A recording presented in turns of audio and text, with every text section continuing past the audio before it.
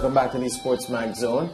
Time for some basketball. Now, our NBA producer has checked the preseason odds ahead of the start of the new NBA campaign on Tuesday and has found that despite the likely absence of Kyrie Irving for the entire season, Brooklyn Nets are joint favorites with the Lakers for the title. So, the Lakers and the Nets both at 3-1. Meaning they have a 1 in 3 chance of winning, or a 33 1/3% chance of winning. The Bucks are at 9-1, again, meaning they have a 1 in 9 chance of winning. The Warriors are 10-1. Phoenix Suns are 14-1. What it also means is that if you spend some money on the Phoenix Suns to win the league and they eventually win at 14-1, for every dollar you wager, you win $14 on top of that dollar. That's what 14-1 means. Same principle for 3-1, 9-1, 10-1. The Clippers, 16, and along with the 76ers, the Jazz are at 18-1. So too are the Nuggets, and the Heat are at 20-1. So in terms of value, it will be good to gamble the Heat if you are a betting person. For every dollar you bet, you win 20 at 20-1. The rank outsiders in the field to win the NBA this season, the Oklahoma City Thunder, 500-1. You don't need me to break that one down for you, right?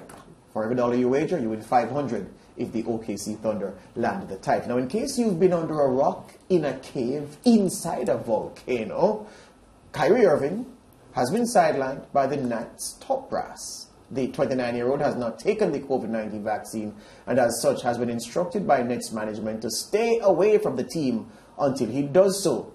Just to be clear, Irving is even banned from practicing with the team and so faces a rather uncertain future with the New York-based franchise. Irving has been supported in his anti-vax stance by controversial far-right Republican Congresswoman Marjorie Taylor Greene.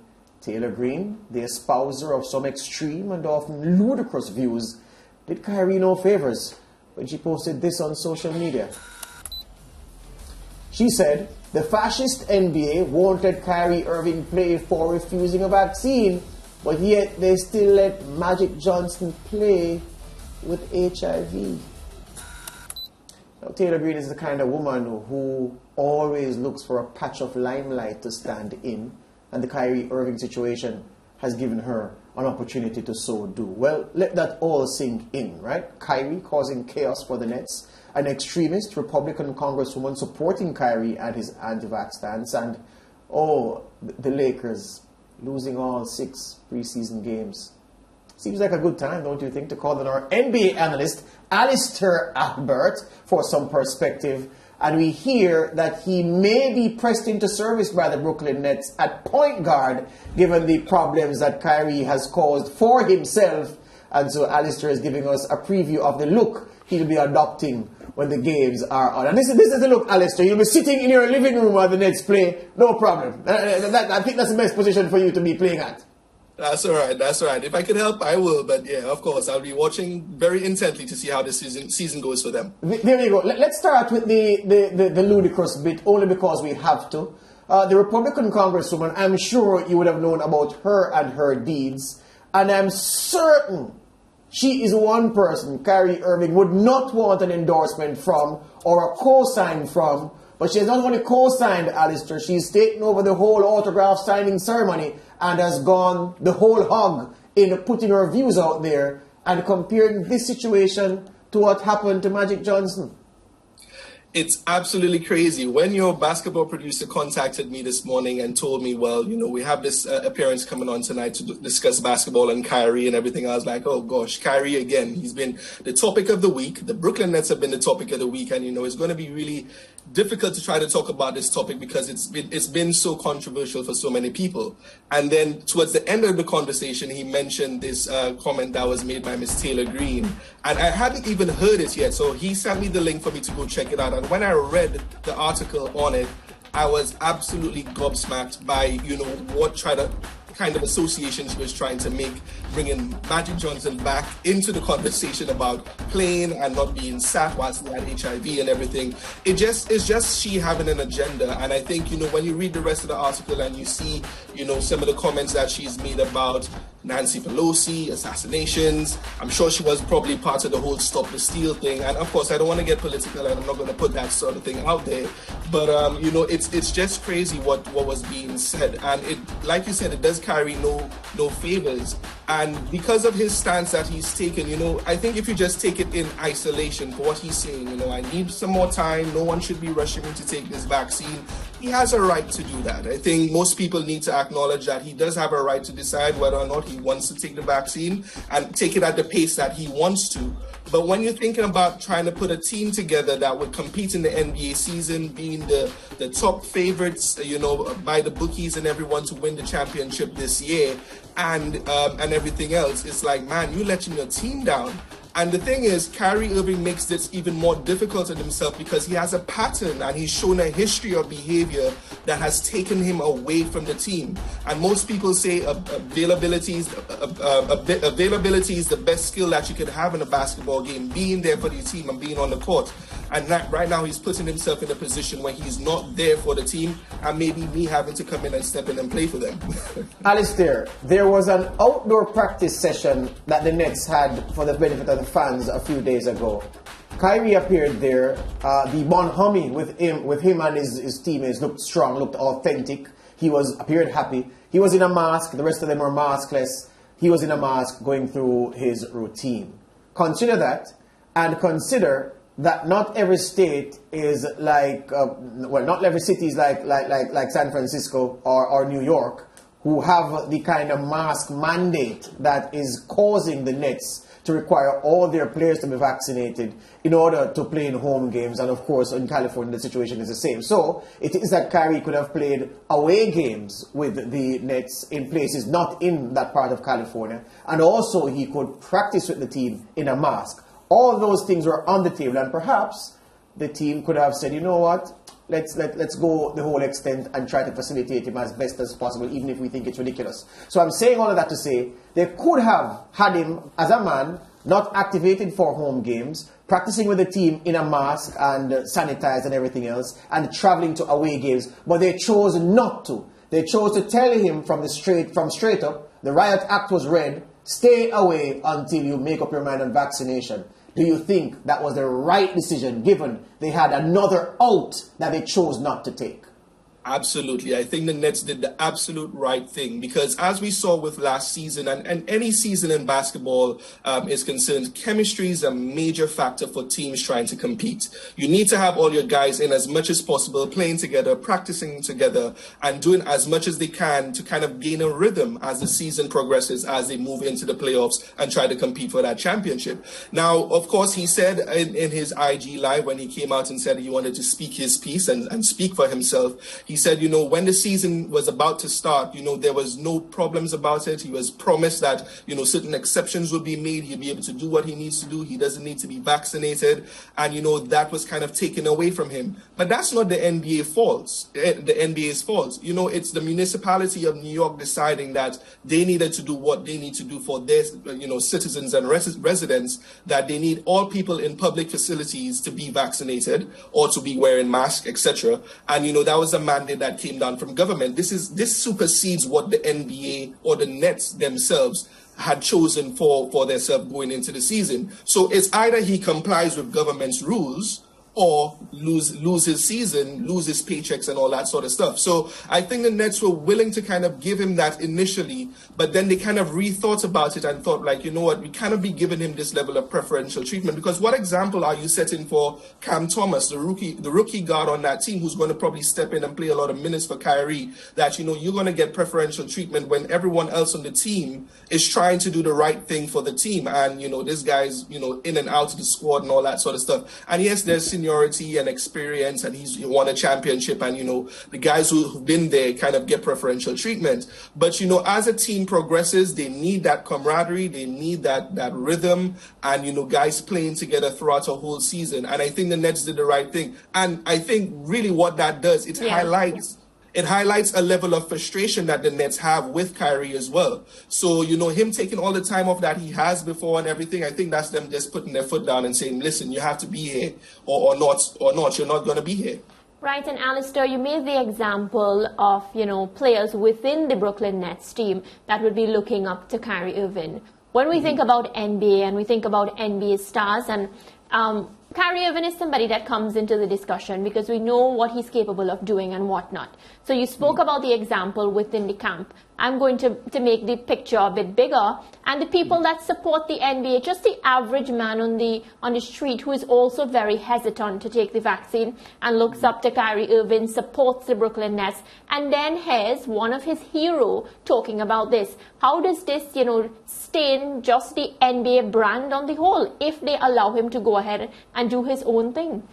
The NBA, of course, has a PR element to it. It's entertainment, but of course, they're very conscious about their, how they're viewed overseas, locally, and everything. And of course, that's not the kind of message that they want sending out. They want to appear unified, behind the logo, behind the 75th anniversary of this, league coming together, to bring us another remarkable season. They want everyone to walk in lockstep and kind of singing off the same hymn sheet. Now, of course, that won't happen. Everyone has their own decisions and everything to make. But, it's one of those situations that you have to expect that you'll deal with. Not everyone is going to make the same decisions on how, they want to approach this vaccine situation. The problem that I have with Kyrie Irving in this whole situation is he hasn't been really clear. And I think that's kind of been said a few times with other analysts and other shows and everything. He's spoken and he's kind of been round the houses in terms of, what's his message. He's trying to speak for the voiceless and kind of use his platform and all that sort of stuff. But he hasn't really been very clear. If Kyrie came out and said, you know what, I'm anti-vax, which he did say, I'm not anti-vax, I am pro-vaccine or whatever, but I just need some time, I just need to, just see what's going on, see how people are being affected by the vaccine or not, and kind of make my decision based on that, and then when I feel ready and comfortable to take the vaccine, I'll go ahead and take it. I think that would have been received a lot better. What Kyrie is suffering from as well is he is fair message, wrong messenger. And again, because like I said, his history has come back to haunt him here because he's been in situations where he's just taken time off from the team and not said anything. He's when he was with the Celtics, he was a bit disparaging to the young players, Jaylen Brown and Jason Tatum at the time whilst he was there. And, he has this aura about superiority about him that just comes off really wrong. And I think, all of these sorts of things in terms of him being a role model and being a star, like you mentioned, Mariah, to the league, he hasn't been able to show a very clear voice as to what he's trying to get out of this whole, holdout that he's doing. Yeah. And yes, he's trying to be clear and say, well, I'm not taking the vaccine or I'm not comfortable or whatever, but he's doing it in a very weird way, not a very strategic way. And it's just affecting him, the Nets and the NBA by extension. Right. And speaking about Clay, as we get ready to wrap, one thing he was clear about is he's not going to end his career like this. Mm-hmm.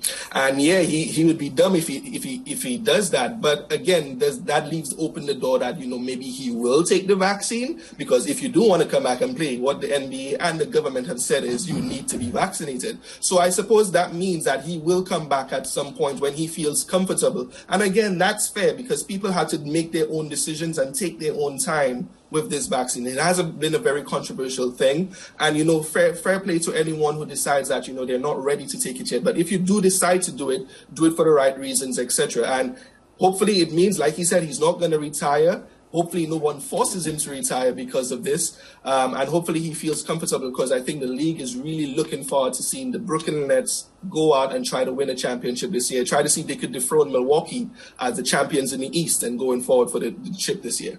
Yeah, the only good thing for Kyrie being out is that Alistar Albert gets to get in, maybe 10 minutes per night.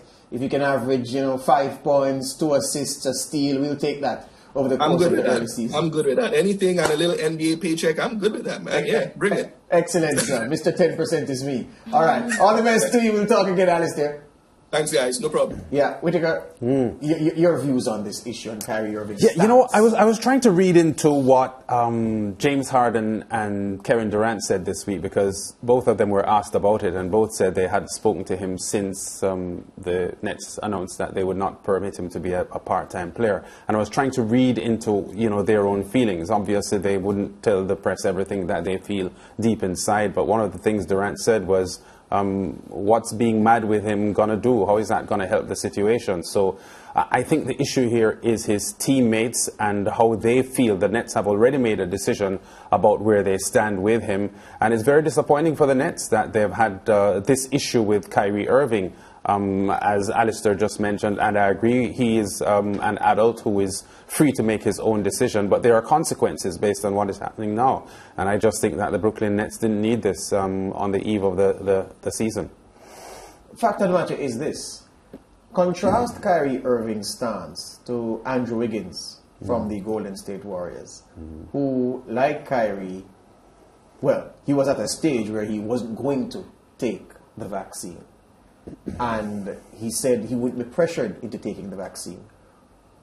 After making those comments, he came back a week and a half later to say, well, you know, I've taken the vaccine, at least the first jab. And you know what he said, which I think is at the heart of the difference between a player like him and a player like Kyrie?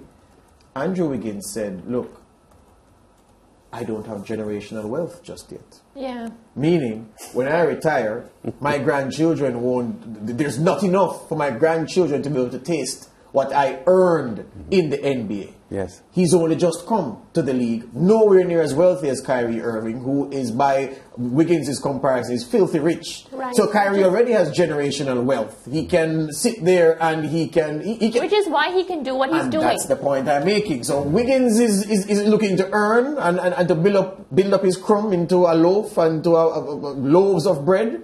Kyrie's bread is already buttered and he can choose if he wants French bread or if he wants a baguette, or if he wants to get something else. Yeah. And another thing to consider, team, is this. People in the US who are analysts who say that James Harden and Kevin Durant were consulted and endorsed the decision by the Nets to ban Kyrie from the team until he gets vaccinated. Their close proximity is something that you have to respect. I think there's a different thing, though, that the people are not looking at. Remember, Kyrie Irving's stance puts the Brooklyn Nets business at risk. What if 10 players on the roster decided to do what he did? You know what would happen? The Brooklyn Nets couldn't field a team in the NBA, could they? Yeah. So I'm saying Kyrie Irving's stance is a business risk. It's a multi-billion-dollar business the Brooklyn Nets organization is. So it's a simple business decision. They don't have to jump through hoops to wonder, oh my God, they don't have to pine over the decision. Is this man's attitude, is it not inimical to our business pursuits? Yes, sideline him until he can regularize himself to contribute to what we're trying to do, which is to increase the bottom line and provide a dividend to our shareholders. It's as simple as that, I think. Yeah, and as you talk about business, it damages the brand too, the Brooklyn Nets brand. My issue with Kyrie Irving, is not the fact that he has made a personal decision for himself. It's the fact that he has come to the forefront saying a lot of nonsense and not really saying where he stands on this. So basically, he's saying a lot of things, but we aren't getting the sense of the discussion. Up to now, I don't know if he's pro-vaccine or anti-vaccine, and I feel like once you have a lot to say, you need to be a little more clear. All right, we take a break here on the SportsMax Zone. When we return, we continue to talk about the sports you love. And reminding you, the NBA tips off on Tuesday. The Nets and the defending champions Bucks to start us off 6:30 p.m. on Tuesday on SportsMax, 7:30 p.m. if you're outside Jamaica.